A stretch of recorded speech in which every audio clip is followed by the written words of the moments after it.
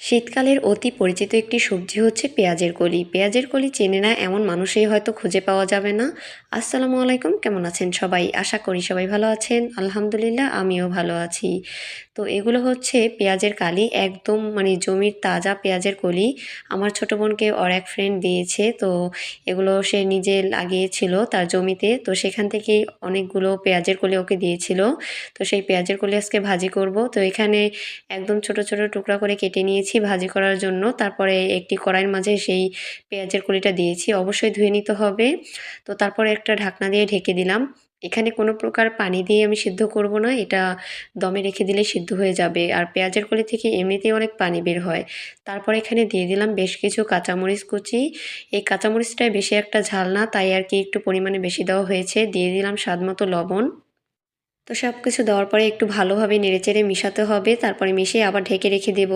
তো আমার পেঁয়াজের কলিটা একদম সিদ্ধ হয়ে গেছে। এখানে আমি কোনো পানি অ্যাড করিনি, কিন্তু দেখা যাচ্ছে যে এখান থেকে কিছুটা পরিমাণ পানি বের হয়ে গেছে। এখানে যদি পানি অ্যাড করা হয় তাহলে পেঁয়াজের কলিটা গলে যাবে, কারণ এটা যেহেতু ছিল একদম জমির তাজা পেঁয়াজের কলি, তাই আর কি খুবই কচি ছিল। তো কড়াইতে দিয়ে দিলাম কিছুটা পরিমাণ তেল, তারপরে এখানে দিয়ে দিলাম পেঁয়াজ কুচি। পেঁয়াজ কুচি দেওয়ার পরে এটা একটু হালকা লাল করে ভেজে নিতে হবে।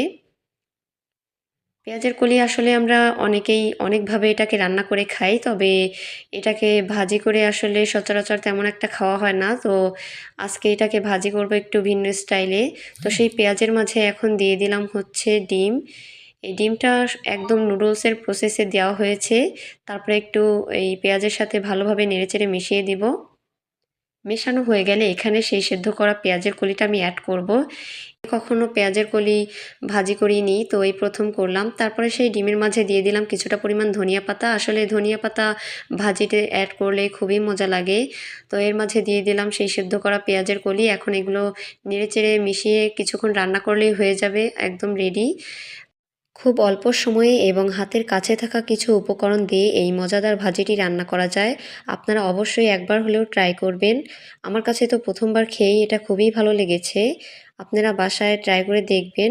আজকের ভিডিওটা এই পর্যন্তই। সবাই ভালো থাকবেন, দেখা হবে নেক্সট ভিডিওতে। আল্লাহ হাফেজ।